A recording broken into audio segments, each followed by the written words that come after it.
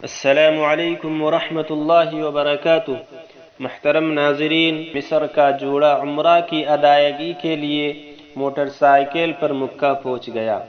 جی ہاں ناظرین کرام، ایسا ہی ہوا کہ موٹر سائیکل پر سفر کا جنون اور عمرے کی ادائیگی کی جذبہ ایمانی کے ساتھ مصری جوڑا 1200 کلومیٹرز کا طویل سفر کر کے حجاز مقدس پہنچ گیا۔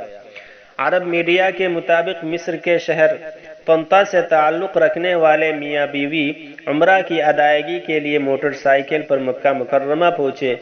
مصری شہری عمر ابو داؤد کے مطابق انہیں بچپن سے ہی موٹر سائیکل سے عشق تھا اور بعد ازاں موٹر سائیکلوں کے شوقین افراد کی ویڈیوز دیکھنے کے بعد موٹر سائیکل خریدنے کا فیصلہ کیا۔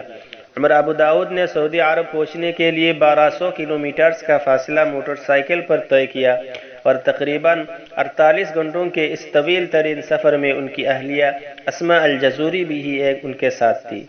مصری جوڑے کا کہنا ہے مصر اور سعودی عرب کے درمیان زمینی راستہ نہ ہونے کی وجہ سے انہیں کشتی میں بھی سوار ہونا پڑا۔ ناظرین کرام، آپ کا ان کے جذبے پر کیا رائے ہے ضرور کمنٹ کر کے بتائیں۔